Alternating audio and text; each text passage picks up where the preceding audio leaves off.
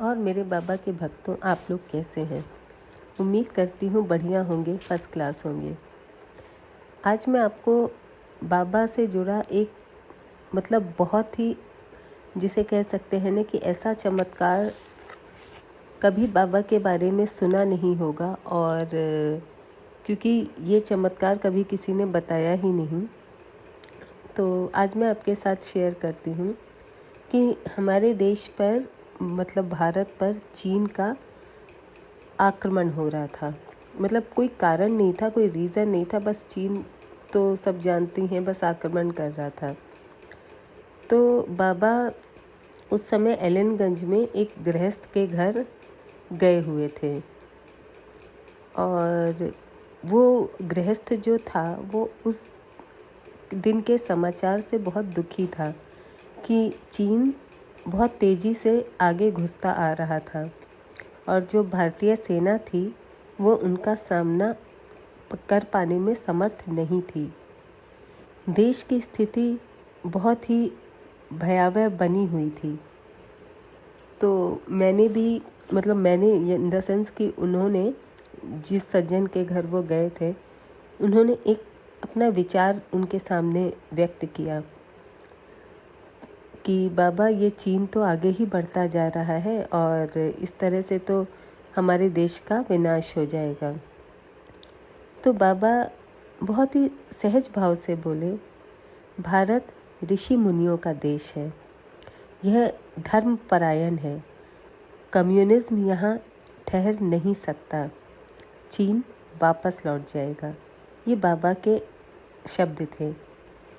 मैं मन ही मन मैं इन द सेंस मैं उनके तरफ से कह रही हूँ, जो गृहस्थ थे वो मन ही मन ये सोचकर दुखी हो रहे थे कि इस संकट की स्थिति में भी हम भारतवासी कितने उदासीन हैं। कोई वही नहीं, चीन आक्रमण कर रहा है तो कल उनकी बात से, बाबा की बात से वो व्यक्ति संतुष्ट नहीं थे।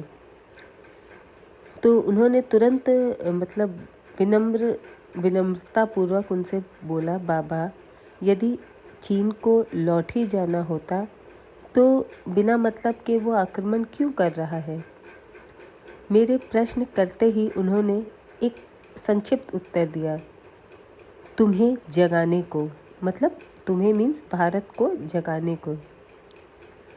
तो उन्हें संतोष नहीं हुआ, पर वो चुप हो गए क्योंकि कुछ उनको समझ में नहीं आ रहा था। इस कन्वर्सेशन के तीसरे दिन सुबह सुबह अखबारों में बड़े बड़े अक्षरों में यही समाचार था कि चीन की सेनाएं शांति से लौट रही हैं, और इसका कोई कारण समाचार पत्रों में नहीं दिया गया था। उन्हें बाबा की बात याद आई और वो आश्चर्यचकित हो गए। इस घटना के बाद से भारत सरकार ने पश्चिमी, उत्तरी और पूर्वी सीमाओं की सुरक्षा के लिए जो ठोस प्रयास किए, उससे उन्हें बाबा की जगाने वाली बात भी समझ में आई, क्योंकि उन्होंने कहा था कि तुम्हें जगाने को। तो देखिए, बाबा जो हैं पहले ही सिचुएशन को भांप लेते थे, उसे समझ जाते थे, और उन्हें पता था कि चीन वापस लौट जाएगा। अब ये कोई नॉर्मल इंसान नहीं कर सकता, और किसी भी साधु हो चाहे संत हो, बहुत हमारे देश में एक आधे ऐसे संत हुए हैं जिन्हें आगे के देखने की पावर थी, वो भी बहुत कम। लेकिन बाबा तो साक्षात हनुमान जी का रूप थे। वो आगे आने वाले खतरे को जान जाते थे और अपने भक्त को आगाह कर देते थे। और यही एक घटना नहीं है, कितने चमत्कार बाबा ने किए। और नीम करोली स्टेशन क्यों मशहूर हुआ, ये कहानी तो सबने सुन ही चुकी होगी। उसी तरह की एक घटना और घटित हुई थी। एक दिन गंगा स्नान के लिए बाबा अपनी गुफा से बाहर निकले थे कि उन्हें सामने थोड़ी दूर पर फर्रुखाबाद पर एक गाड़ी जाती दिखाई दी। बाबा के साथ हर एकादशी और पूर्णमासी को गोपाल नाम का एक बहेलिया और एक मुसलमान गंगा स्नान के लिए जाया करते थे। और बाबा ने भी मस्ती मस्ती में, बाबा मस्ती बहुत करते थे, उन्हें उस गाड़ी पर बैठने की इच्छा जागृत हुई। मतलब उनको हुआ कि इसी गाड़ी पर बैठकर मैं जाऊंगा।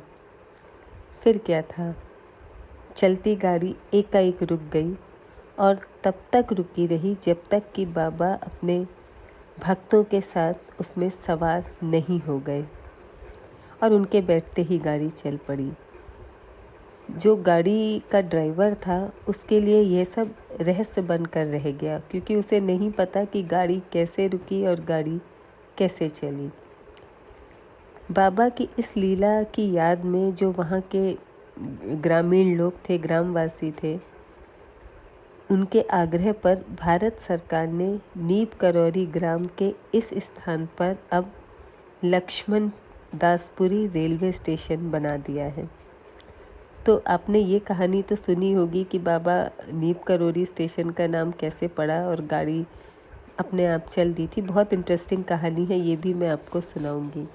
लेकिन जो भी बाबा के भक्त हैं वो सब जानते थे कि बाबा क्या कर सकते हैं और किस, मतलब जो इंसानी मस्तिष्क सोच भी नहीं सकता था, बाबा वो चमत्कार लोगों के साथ करते थे।